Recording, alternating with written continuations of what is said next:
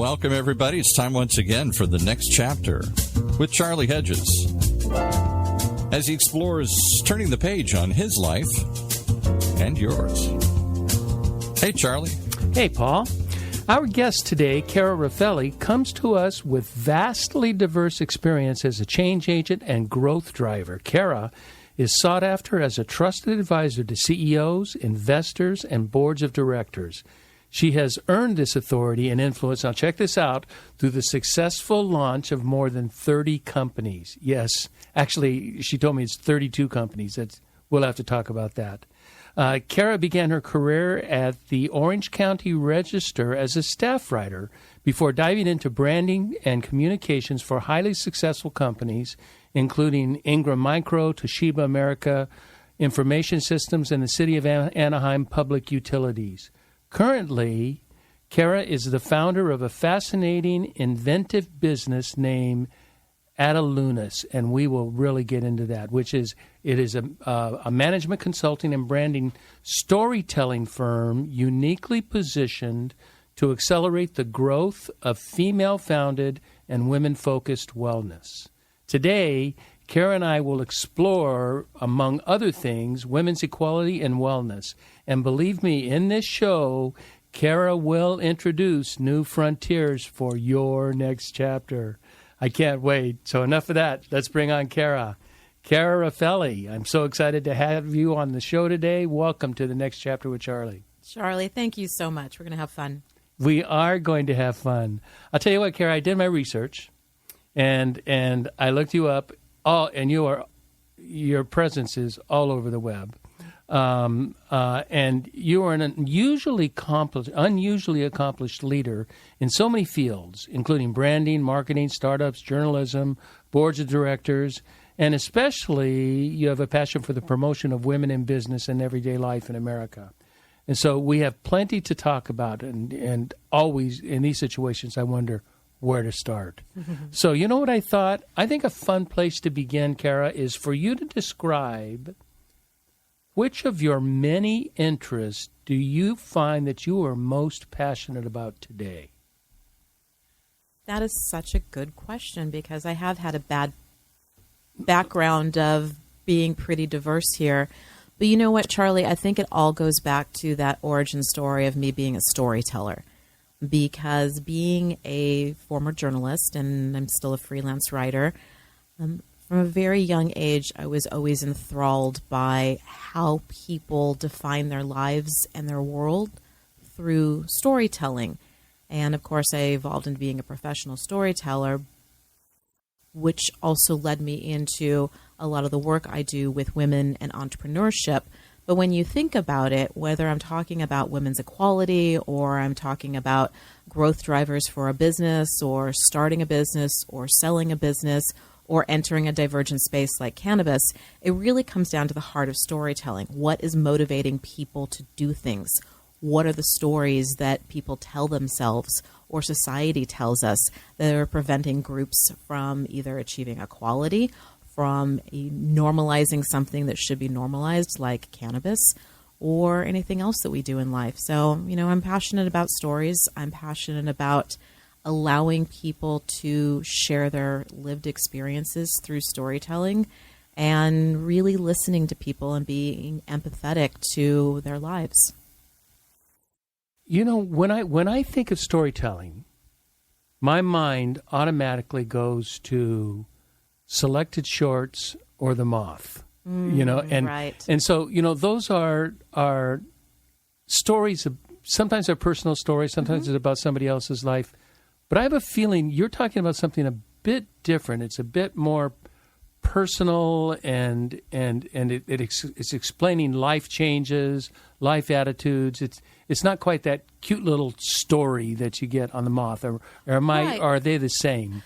They are, I think, the same in terms of the motivation, how we arrived there, and the purpose, but certainly packaged very differently. Let me give you an example. We were chatting earlier today about one of the businesses we're developing, and is with an amazing cannabis advocate by the name of Nikki Lawley. And she goes under the marketing and branding name of Nikki and the Plant. She is a former, yeah. We're talking about serious things, but we all still have to have fun with all of this. Of course. She's a former nurse who suffered a traumatic brain injury and was in such pain and desperation and was such at the mercy of a medical community that would not help her deal with the pain and all of the side effects and complications. She was ready to take her own life. That is her very personal story. But instead of doing that, she actually found cannabis, and she's been on this mission to share her life experiences in the hope of simply helping one person who has a traumatic brain injury to know that there are alternatives that worked for her, and there might be something that works for someone else. She's saving one story at a time, saving one life at a time. And she's on podcasts a lot and on social media. She's very raw and authentic. And that is no different, the process of storytelling to convince, to inform, to inspire, than one who would be on Moth or on a stage in a packaged production, for example. But I think stories come in all shapes, and the more organic they are, the grittier they are,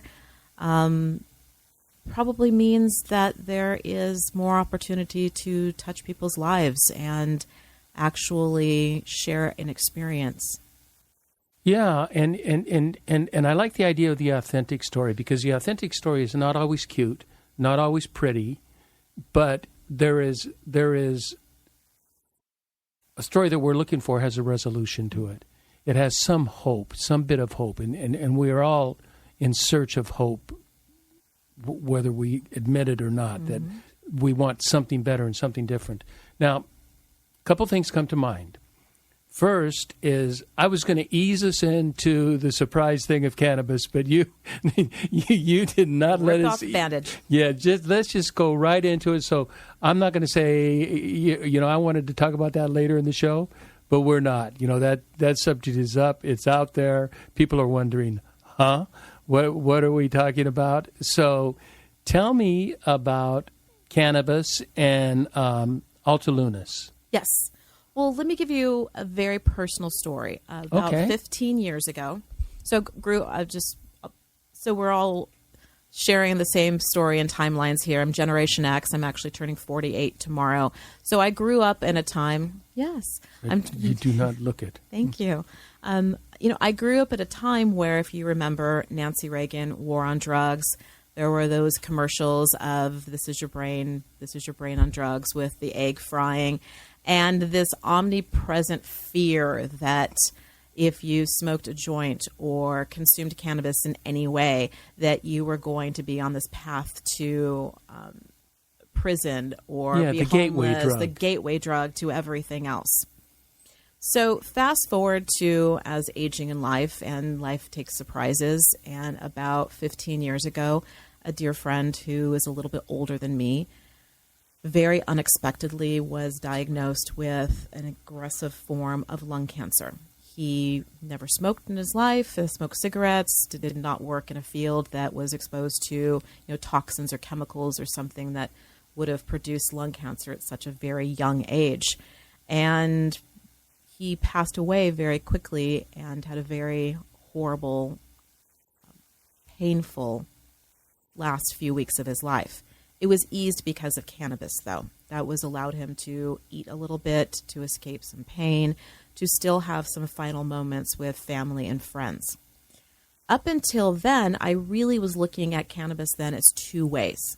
You were either getting high and stoned, every single bad Cheech and Chong reference and, everything else that we grew up with, or it was end-of-life care. It was palliative care. It was something to help one transition. Those are stories that we have been told, though.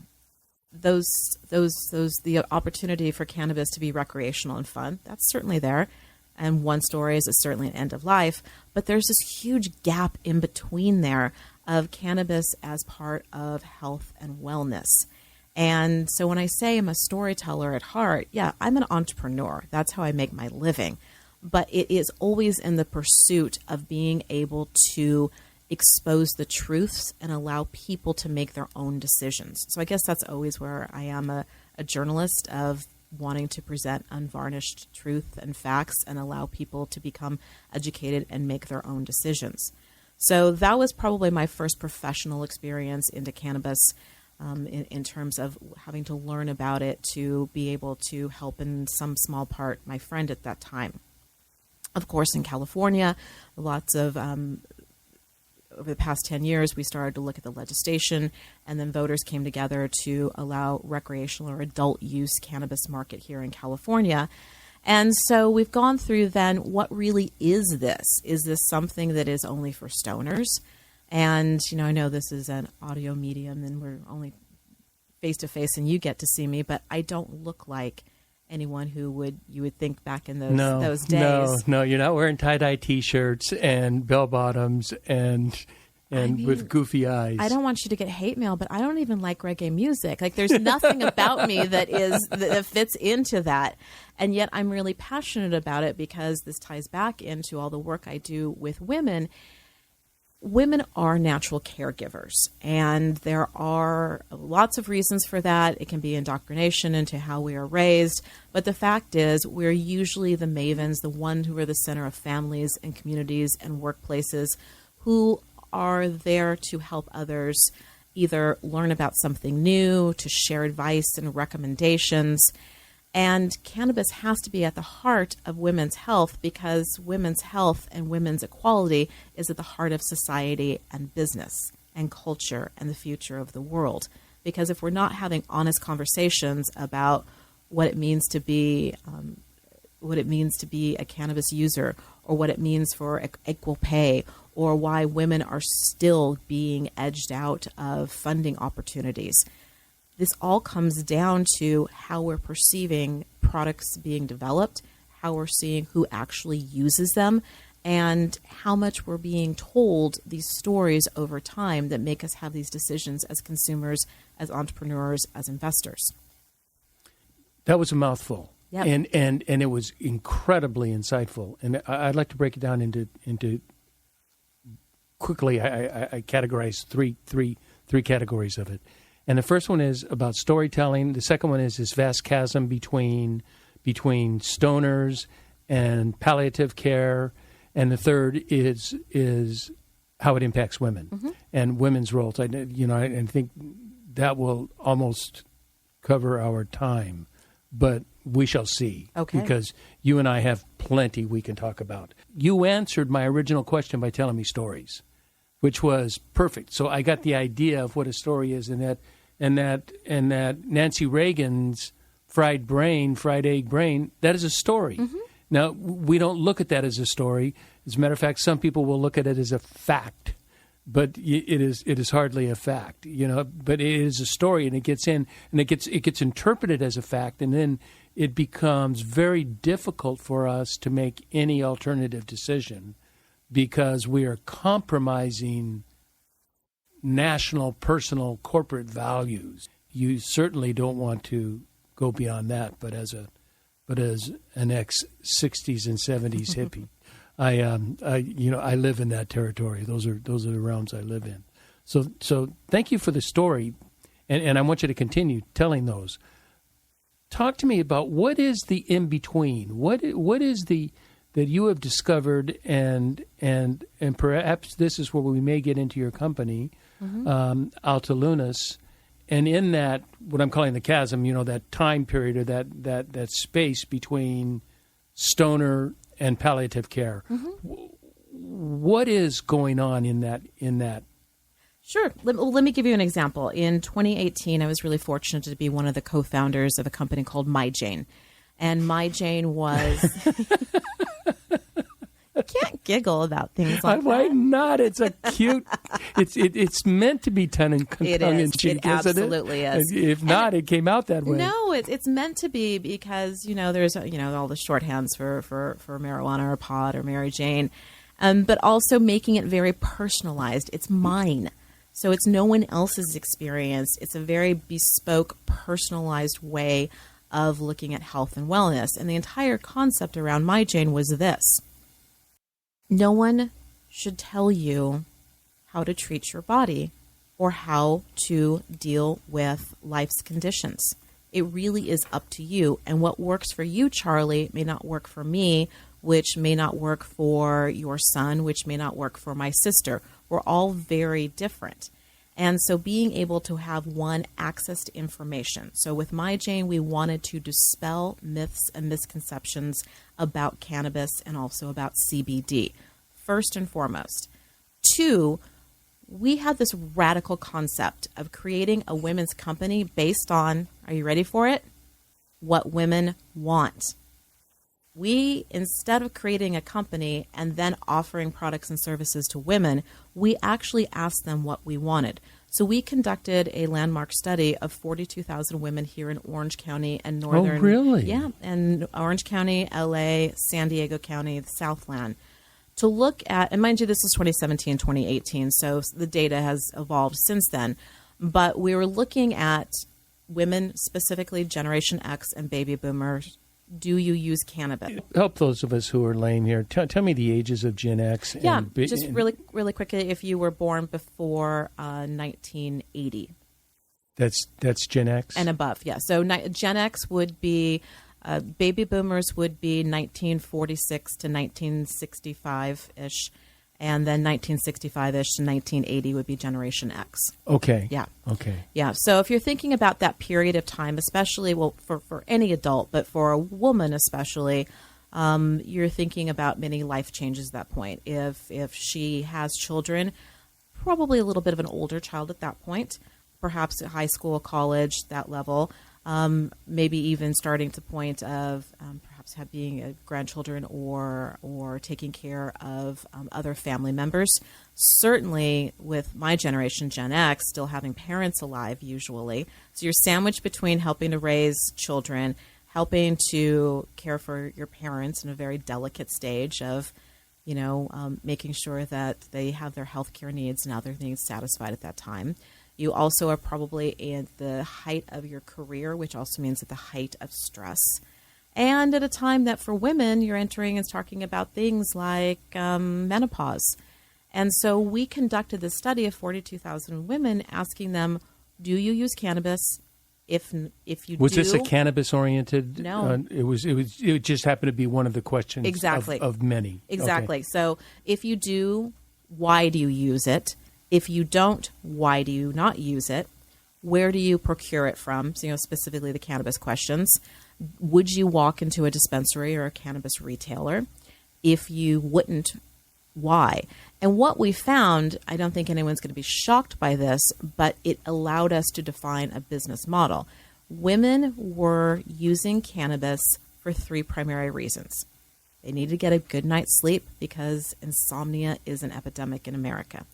2, they're stressed and experiencing anxiety from modern life as well as from just the point in time of life that they are. And 3, even those who take great care of ourselves and work out and care about our nutrition, aches and pains start to happen. And you're, maybe it's because of a sore knee or a sore back is why you're not able to fall asleep at night. All of these things have this kind of snowball effect. So we wanted to find out of those 3, what type of cannabis were they using? Were they smoking it? Were they taking an edible? Were they looking at having a drop of tincture, which is sublingual that you could liquid to put underneath your tongue, or it could be dropped into water or a drink, for example. And then where were they buying this? And the dispensaries in California, and this definitely is changing, but again, around 2018 when adult use became, were mostly those that had evolved out of medical marijuana. So they were under a true, more like patient advisory type of experience, very clinical. And that's a very intimidating environment if you're going in there because you don't want to feel like you're sick or you're doing something that is outside of the scope of your doctor. You also don't want to walk into what, would like the old-time illegal shops of this head shop that you don't want to walk into a head shop with a bunch of stoners. You don't want to walk into a head shop with a bunch of stoners, and you'll feel like you're doing something illegal when you're here, for a health and wellness purpose. And so that they said that a lot of people were getting it from their kids or their friends. And so we created a company around this concept to, one, help educate women, two, allow women to come together to educate one another with their own experiences, because that is the most, word of mouth marketing is still the best among any demographic. And then three, being able to help them learn about new brands, new ways of consuming cannabis, and then actually delivering it to them. So that there was this consultative model, almost like the old Mary Kay type of being able to. Oh, really? Yeah, having this whole team of do you get a pink Cadillac if you sell enough cannabis? That would be kind of fun. So we evolved that, and the company evolved after we sold it to a holding company called Manifest 7, and it evolved into being a CBD company. Since then, of course, CBD, hemp derived, is federally legal, so you'll see it sold in everywhere. Oh, it is federally legal? Yes, CBD is, yes. Oh, I didn't know that. Yeah, that is, because the THC is the component that gives you that feeling of being high, and that's not in CBD. So, that's a grossly overgeneralized way of explaining the plant and the differentiations between that. Now, do both THC and CBD, do they alleviate anxiety and that sort of thing, or is it primarily CBD that does that?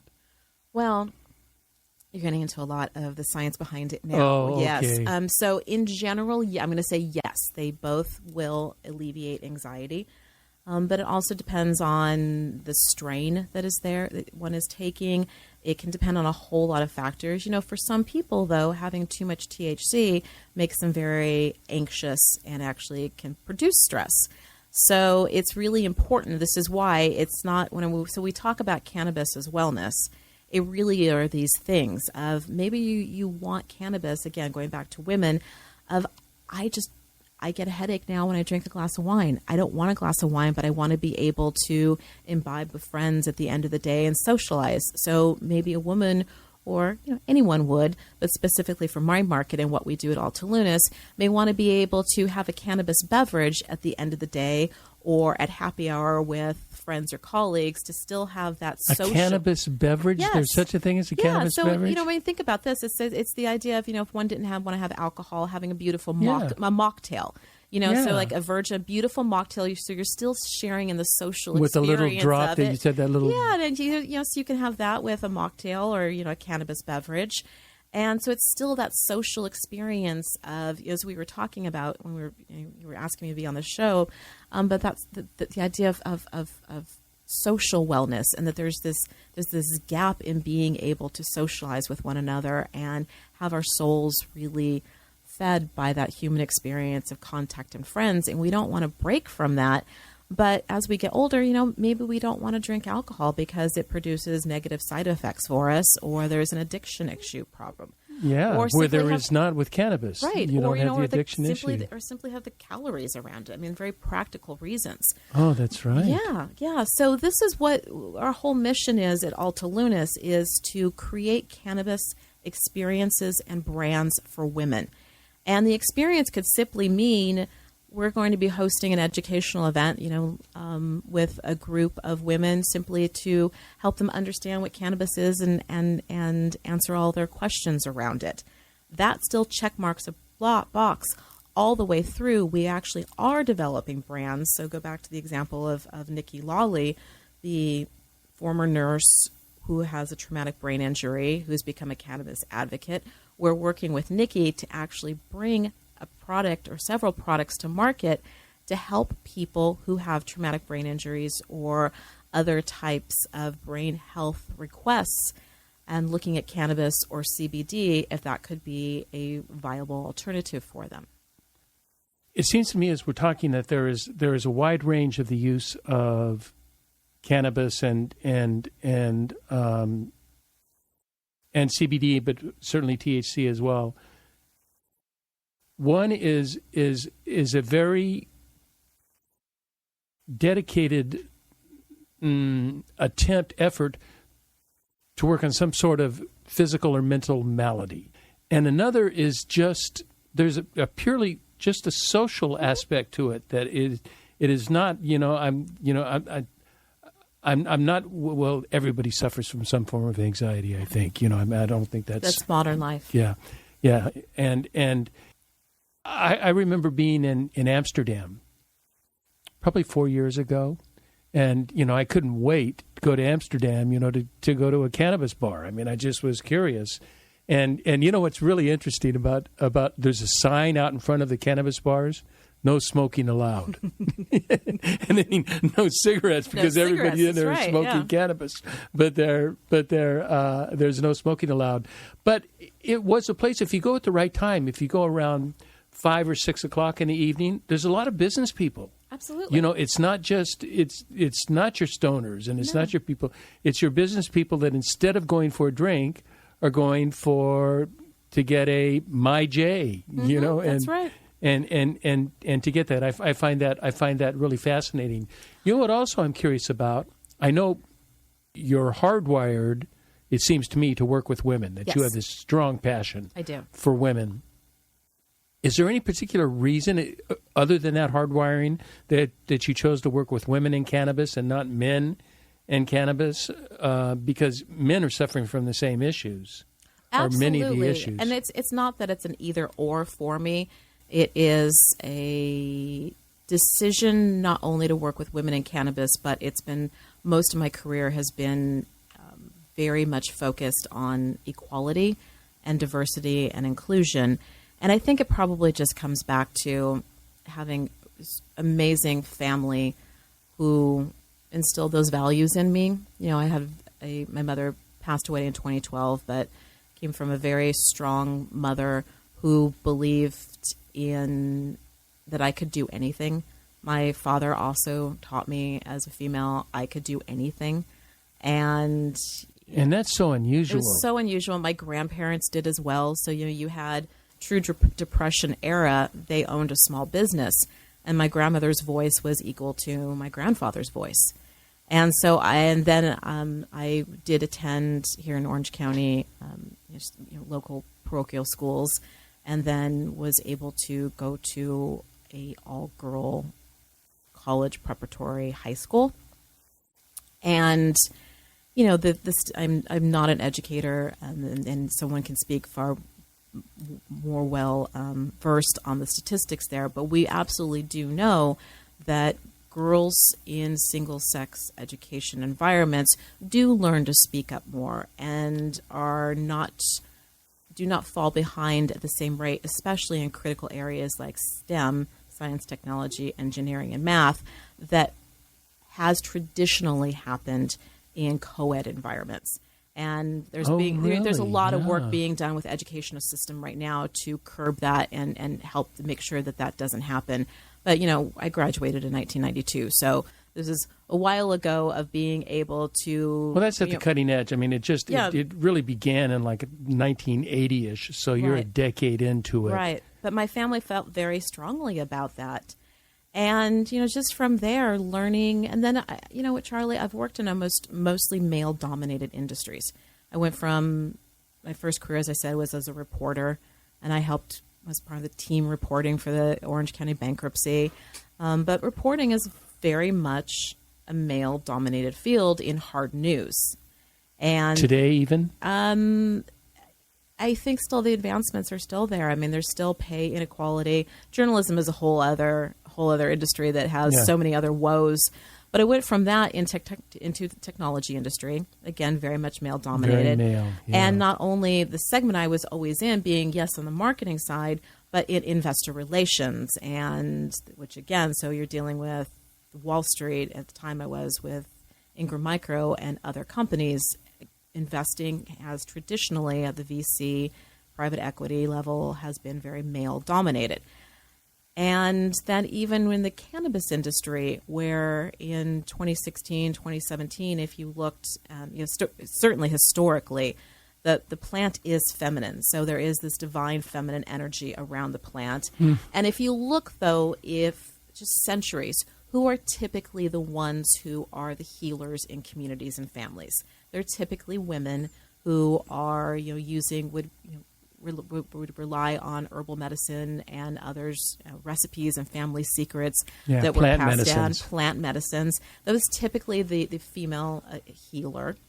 And we had great representation among the cannabis industry of female founders, female leaders. And as the industry has evolved, regulation has come in, big dollars have come in, and this idea of, you'll hear this term corporate cannabis that is neither here nor there for me. It just kind of means this demarcation of where the industry is going. Unfortunately, we're seeing that the women are being forced out of companies, forced out of leadership positions. Their companies are not being funded at the same rate. So now the cannabis industry is actually falling behind tech and some other industries where, we've had decades of infrastructure and focus to make sure that women in technology have equal representation. Certainly still not there, but that deep work has been done for some time. In the cannabis industry, we're not even really an industry yet because, that's state by state, community by community, and that work has to be done. But that is why we established Altalunas with the express purpose of helping to create cannabis experiences and brands for women. So part of our model is to work with other female founders to make sure that we have a collective model in fundraising, in promoting one another, in looking at how we can collaborate and achieve economies of scale. Maybe even if it's just a cooperative buying experience so that we can have better access to in-demand products in the supply chain. Things like these are the conversations that we are having to make sure that our companies are able to have the same sort of representation. It's not enough to be able to have a seat at the table anymore. We have to be able to be funded at the same rate as male-founded companies. Otherwise, the unique experiences, the lived experiences of women are not going to be able to help define the mission and vision and values of companies. And we already know right now that statistically, outside of the cannabis industry, that female-founded companies actually can perform far better on many of the important metrics, including long-term shareholder value. Why is that? I think it's just more about the idea of, again, this is probably more about programming, but women are not as trained to be as risk takers as men. So typically when looking at, you think about your high flying entrepreneur or serial entrepreneur, you go in and raise a bunch of capital and this whole concept of fail fast. You're either going to have a success or you're going to fail and you're going to go on to the next thing. That is something that is part of inculturation of, I think, very much of this kind of male energy. Typically women are taught to maybe be a little bit slower, a little bit more methodical about things, plan a little bit longer, be more collaborative in working with Nurturing, people. Nurturing and developing. Yeah. Those types of tendencies tend to produce longer-term value. But because of that, we're also seeing things But there's slower growth, right? Slower growth. And forgive me, statistic won't be exactly right, but I'll give you the example so that to illustrate my point here. You also look at things like slower growth, but slower exits as well. So let's say a male entrepreneur creates a company. I think the statistic is average exit is 7 years and 1 month, somewhere around there. Okay? Oh, that sounds long to me. It does, but women are more like 8.4 months, 8 years and 4 months. It doesn't seem like, well, it's only a year and a half, less than a year and a half difference. 10%.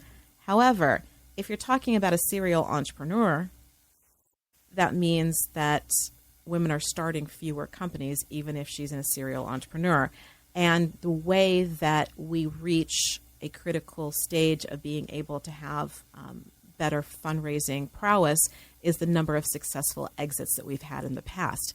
So if I'm already competing against someone for dollars who's had several more successful exits than me under my belt because I was either hesitant to exit sooner to sell my company, or I was hesitant to grow faster, because I didn't have the mentors around me to teach me this, or I didn't have the access to capital.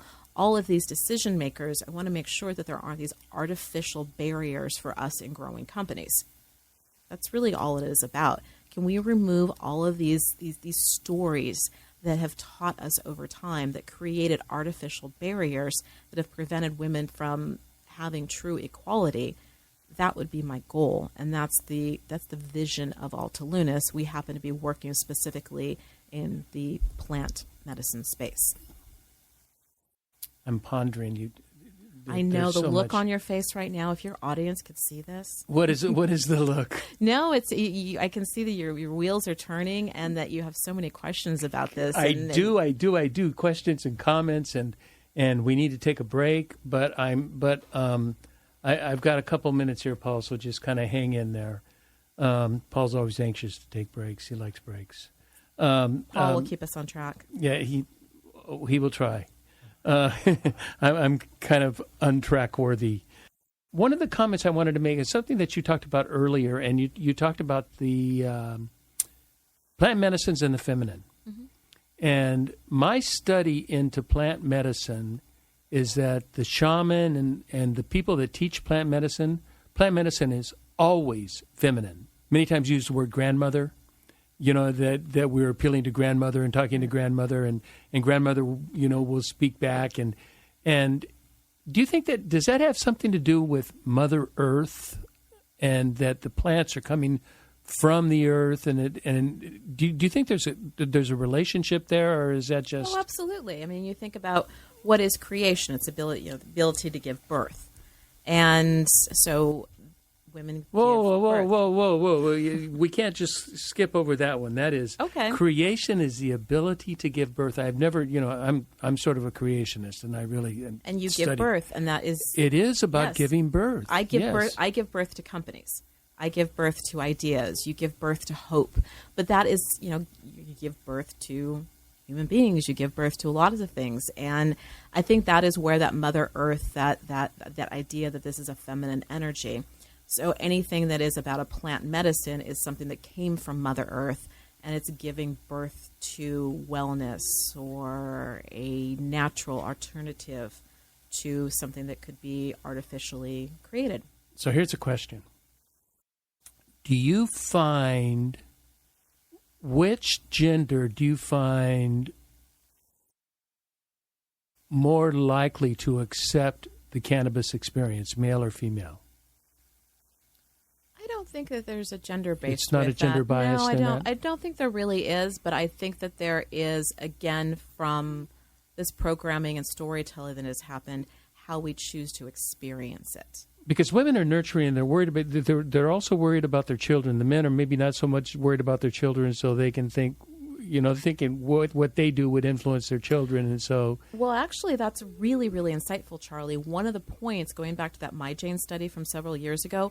One of the points we learned from that is that, again, several comments were, all right, I'm going to learn about this. I can see that perhaps I've been misinformed from this war on drugs, but you know what? I will never smoke in front of my children.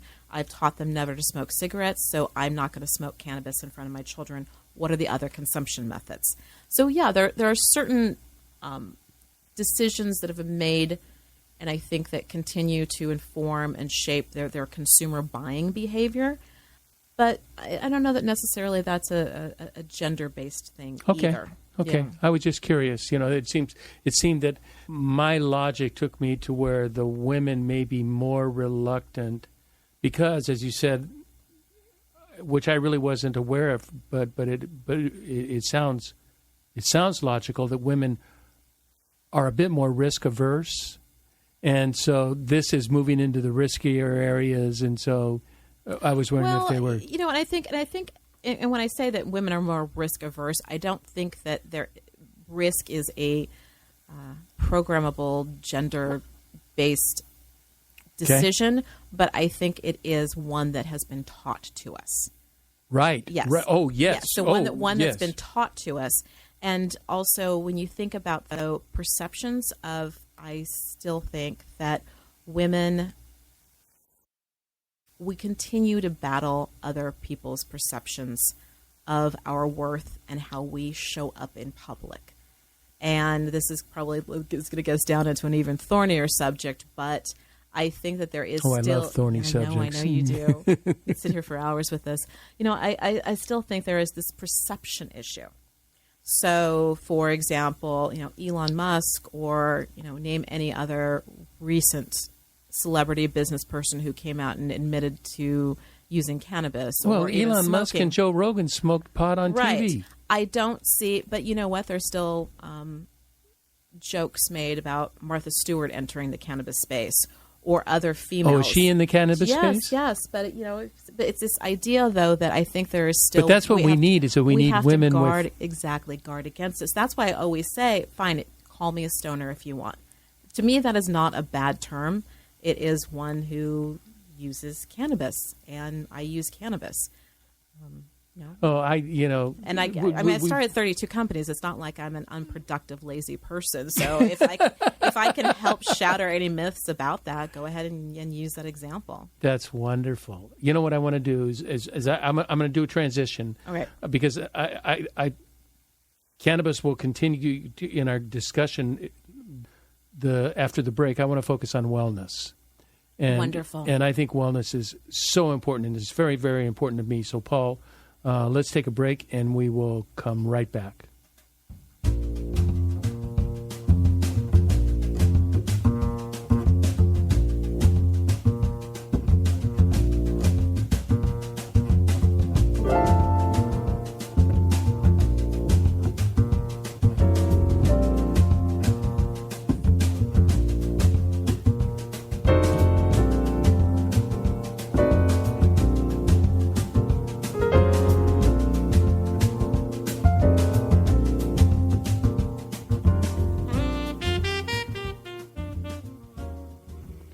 Hi there, this is Charlie Hedges, and you are listening to The Next Chapter with Charlie, and we are in one of our rare conversations where we're going into subjects that we've never talked before. We have with us a brilliant, innovative, startup, business-building, entrepreneur woman, Cara Raffele, and she has several businesses, started 32, and so she's still responsible for several, and she's involved in startups of several different types of business. Now, we have focused so far on the cannabis business, but that's not the only thing she does. I mean, it's just part of what she does. It just happens to be, it sparked my interest. But Cara is also very involved in wellness. Are you familiar with Marty Seligman? Martin, and I've been reading Positive Psychology and Marty Seligman, okay. and how he switched from happiness to wellness, and this is just of late for me. I've just read this in the last couple of weeks, and it's making a very impactful statement to me. Talk to me about you. You made a statement to me when we talked a couple of days ago or yesterday or whenever it was that we have a mental health crisis in America. Talk to me about that. Yes, we definitely do. And it's been present, but I think we now are starting to talk about it more because of COVID and the isolation we all felt during that time.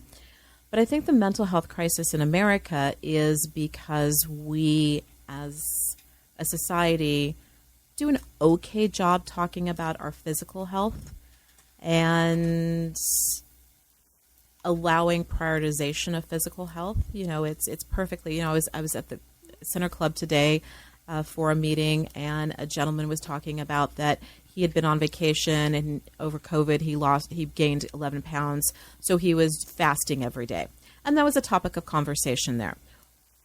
What if that same individual said, you know what, I've been really struggling, and this is the first time in about a week I felt well enough to get out of bed and come here. I think there would have been a quietness and a hush of, oh, I'm so sorry. Instead of really recognizing that one's mental and emotional health is just as important, if not even more important, than the physical health. And that is the health crisis I believe we have, because it's still a taboo subject to be able to talk about it. Right before I arrived here at the studio with you, Charlie, I was talking with one of my business partners who shared that a mutual friend of hers, or a friend of the family, killed herself today. And she had been suffering from postpartum depression. And we don't talk about these things enough until it's too late. And that is the health gap I'm hoping that at least... What is the forum to talk about that? How does that happen? Is that... It's going to take minds smarter than me, but my goal is to bring those minds together. Yeah, because it does need to be talked about. I just read in the paper today, and I don't know, it said 100,000 overdose. We hit 100,000 in overdose. Now, I don't know if that was this year or if that's during COVID. I don't know the time frame, but I know it's a huge number. Yeah. 100,000 overdoses, and that's due to, largely it has a lot to do with the chemical fentanyls and those sorts of dangerous, uncontrollable substances. We are not allowed to show up fully and present and feel heard. And I really think that a lot of do not want to get us down a political track, so I'm going to choose my words very carefully.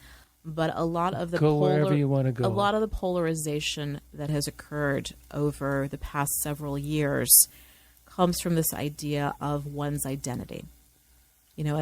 Someone else I was speaking to regularly kind of scoffed like, well, now I have to think of another gender or worry if I'm saying he or she or ma'am or whatever it is I'm supposed to say. I don't want to have to think about that for so many other people.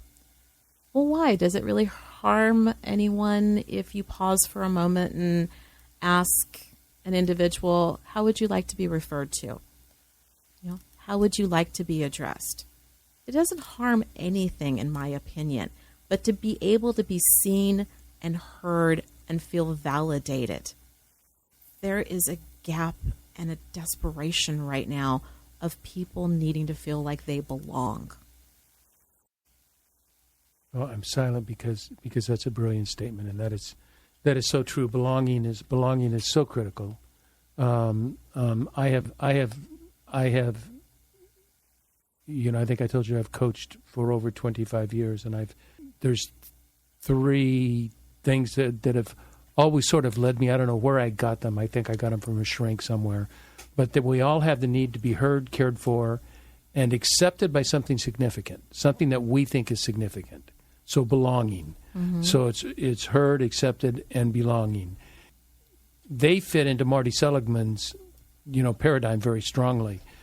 And those needs, where do you go for those needs? First of all, do you even really recognize that those are needs inside of you, that you really need, how it feels to be heard, and how it feels to have somebody respond with care, and then how it feels to be accepted or rejected by a group that you respect. Mm-hmm. And if you're accepted, then we're okay. Those are I think those are natural, normal. I can only speak of Western civilization, so those are very natural, normal Western modalities of thinking. I was thinking I lost track of what I was thinking. So I will move. Martin Seligman is a psychiatrist, a psychologist that teaches positive psychology, and he wrote a book in 2002 called Authentic Happiness. And he said the whole answer to life, the universe, and everything was happiness. And how do we achieve happiness? And Europeans think that's a very American ideal. That's not totally Western. And he came up with three conclusions: positive emotions, relationships, and meaning. If you have positive emotions, you understand your positive emotions. If you have strong relationships, and if you have meaning in your life, you will have a happy life. Well, little more than a decade later, a bit more than a decade later, maybe a decade and a half, he wrote a book called Flourish, and he has moved from where he actually said, I was wrong. Happiness is not our goal, but well-being is our goal. Well-being is, and it includes the first three. It includes his happiness quotient of positive emotion, relationship, and meaning. But in addition, he added engagement and accomplishments. And he says, with those five, positive emotion, engagement, relationships, meaning, and accomplishment, we can have a life of well-being. How do you have those in light of what you've been suggesting? How do we have those if we have such poor self-images, or we have such, even maybe unbeknownst to us, roadblocks of not being seen, heard, or cared for, and we don't know that those roadblocks are there? And what you're trying to do is you're trying to open our eyes to see what the obstacles, what the problems are, and are there solutions to that? And I so applaud you for doing this. I think it's so important. And I'm also very impressed with working with women. I was raised in a very egalitarian family where, as a kid, we all vacuumed the house, we all dusted, we all cleaned the kitchen, and we all did yard work. You know, my mom was out doing yard work with us. You know, there were not male jobs and female jobs. There were jobs that needed to be done around the house, and everybody did their jobs around the house. Now, my family happened to be a bit more matriarchal. My mom was a great mom. My mom was a goddess. I was adopted, and I was, came from a very dysfunctional beginning, and was adopted by a goddess who just saved my life. And so women are very important to me. And so I personally have this strong thing toward women. I think you're right. I think we have come a long way since 1980. We've come a long way in women's rights and women's equality. But as you were talking about in startups and in funding and in venture VCs, that women are not getting equal treatment as men, and that's appalling to me. Thank you. I hope more people are upset by it. And, I am not one who always believes that there is some nefarious reason for it. There's, sometimes it is purely being blocked, or it's not being able to be understood. But also there's sometimes just a lack of thinking things through. And that's the idea of, if you really sit down and talk to someone and understand what one is going through, it makes it a whole lot easier to find common ground and to decide how to move forward together. I know a lot of men who are really supportive of this concept, and I thank them. And I thank them most not for perhaps the efforts that they have taken yet in their past to help achieve equality, but their commitment to what they're going to do next. Because for me, having a male tell another guy in a meeting room of, you know what, you've spoken enough, we haven't actually heard from, and, citing someone who's a female in there. I don't think that the male who's dominating the conversation is always doing that because he believes that he should be the one speaking over a woman. I really don't believe that. Definitely there are men who still do that. Yeah, but they're dying out. I don't think that is the norm. I do think, however, that the next stage of this is, you know what? Look around the table and the room. If someone's voice has not been heard yet, you make sure that person speaks up.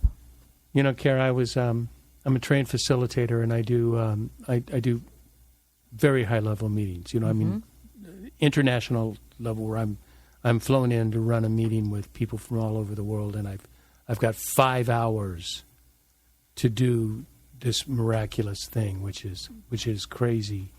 And in facilitation, that's my job, to make sure everybody speaks up. And I mean, when I say everybody, it's not gender specific.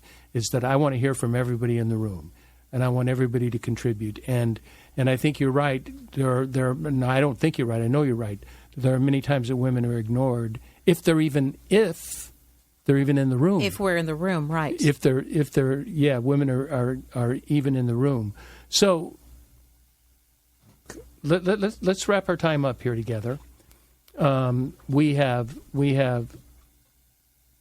there's going to be so many questions about the cannabis thing, and I can't wait for the mail. I know. And remember, if it's we're putting together a women's conference. Yeah, I wanted to talk to you about that. So hold on just a second, because I want to end with that. I want to get people to get a pencil and paper out and get something so you can write this down. I'm telling all the listeners, and so they can attend your conference. What my question is, I was at a football game, a professional football game, 3 weeks ago maybe. It was at SoFi Stadium, the big new stadium in Los Angeles, and the Chargers were playing. And I'm going to say something I'm sure some is going to be politically incorrect, but oh well, I live in that realm. And on one side of the end zone it says, let's do it together.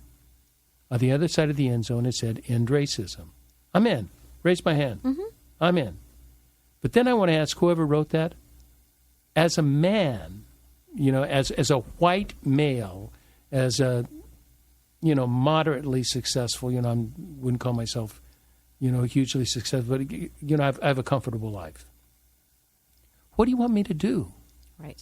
If you want me to, let's work together, end racism, I'm sure I do racist things. We all do. It's tribal.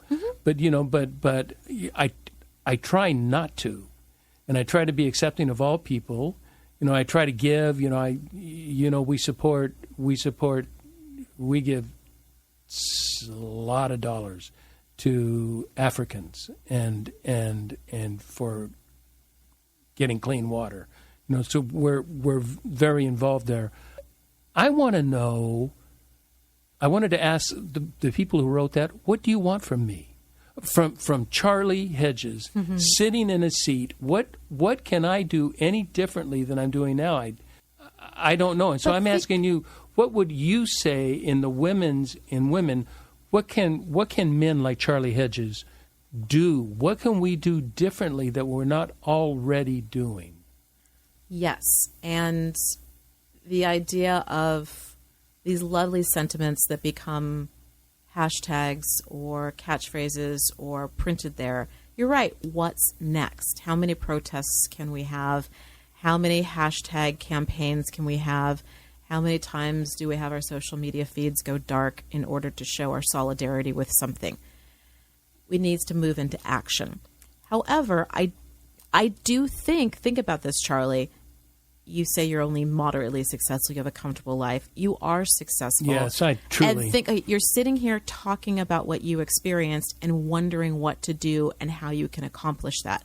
Every single person who listens to that show is now aware of the messaging that was in the end zone at the games. Everyone now is probably asking themselves, that's a good question. Am I actively trying to fight racism? Am I actively contributing to this? Maybe my behavior is doing it, and I haven't even questioned it. So I think asking the question and sparking a conversation is a step. It has to then be cemented with firm action. So I'll segue then to your last question of how can all genders support women in this? And yes, women and those who identify as female do need to have the support from men and those who identify as male. And that can come down into those so kind of subtle differences every single day. If you're at a table and you see that there is someone not being able to speak up or whose ideas have been presented and then someone else at the table took that same idea and is running with it, call them out for it. Make sure there's equality sitting at the table. If you really believe that you want to be able to change the world and you want to see more women succeed in business, well, you have the power of the purse every day, your power of your wallet. The other day I had to have some car repair done. And I live in Costa Mesa, and there are amazing, great services around there, auto buy and stuff. I chose to take it to West County Automotive in Garden Grove because it is co-owned by a female. So I wanted to make sure that I was choosing a shop that represented my values, That happens to be my values, and everyone has their own opportunity to do the same. But, think about this. It's no different than, are you going to shop small or always shop from a major retailer? We all have these decisions. When you are in a position of hiring or expanding a team, are you really looking at that my executive team or my staff represents the totality and the diversity of my consumers, for example? Kind of these questions, instead of, and I'm the first one who I'm always fighting about this with myself, instead of always going to the person because you have a comfortable relationship with him or her, and hiring that person or choosing to patronize those companies. Are you actively making a decision so that your daily choices reflect the values that you say you have? I like that. I like that a lot, Cara. And I think until your announcement, before your announcement, I think that's a good way to wrap up. And I'm a big person, believer in choice. Viktor Frankl and Man's Search for Meaning, and the whole idea of choice is that you can't control a situation, but you can choose how you respond to a situation. And you're advocating choice. I have a choice. How do I respond, or how do I initiate in a situation? And am I considering, rather than just going off to a car dealer, do I consider a women-owned business and say, let me support this business because this is a business I believe in? I think that's a grand idea. Now, you have something coming up. We do. It's still in the planning stages, but I can announce the broad brushstrokes of it. I am hoping that everyone listening will save the date for March 2nd, 2022. The all-day event, which is going to be the Moonicle Women's Conference. It's our inaugural event. Moonicle is a coined word, and it really refers to that sense of a calm, cool, collective sense of accomplishment that a woman feels when she realizes she's in total control of her life. And so we're looking at the 8 dimensions of wellness, an all-day conference. So we're not only talking about, emotional and physical and mental, which you would expect, but we're also looking at things like environmental wellness. Is that contributing to enhancement in life? Spiritual, and spiritual doesn't have to mean, of course, religion, but what am I doing to fulfill my soul? I love that you were talking about the idea of belonging and accomplishment and looking at the positive psychology. That's part of it. But also occupational. Am I really feeling like I am contributing, using all of my talents in a way that not only economically advances me, but gives me that sense of fulfillment? And so many people are struggling with that right now because coming out of COVID, we now have the Great Resignation. People are making major life decisions right now. And then the final aspect of the 8 dimensions of wellness is financial wellness. And, it's really hard to argue. It's hard to argue that in America, you can't really be physically well or spiritually well unless sometimes you have the economic means to go to the doctor. Right. When you're not having to worry about a roof over your head or paying for medical bills or being able to buy something that your child needs. That kind of economic stress is dragging down all other aspects of wellness. I'm really hoping that we look at that. And the financial wellness will also be speaking to female founders about fundraising and other aspects to get there. Is this a women's conference? Or it is a women's conference, but men are absolutely welcome, please. And but how many will be there? They're welcome. But I don't know. Do you think men will come? I don't think there's going to be many, but I think that those who want to be part of the change or simply want to learn will be there. We're hoping for about 400 women, and it will be at the Center Club. And 5 men? And, yeah, probably so. Well, I may be one. Please, I would love to have you there. Yeah. Yeah, that would be really a treat. Yeah, that would be fun. Cara, it has been such a delight chatting with you. You are, there's so many other things we could have talked about. I wanted to talk about building businesses. Maybe we can do another show and you can help. I'd love that. Because there are people that want to start a business but have no idea. And quite honestly, some people are just not capable of it. So that's, it's not but you could, lay out some criteria. These are some things that would help you. And surprisingly, more people are capable than think they are. Yes. And you have so much to offer. This is a favorite show. I can't wait to hear what all my friends have to say about it. So I want to thank you so much, Cara, for sharing time with me. I will get this in the show notes, but how do you want people to get in touch with you?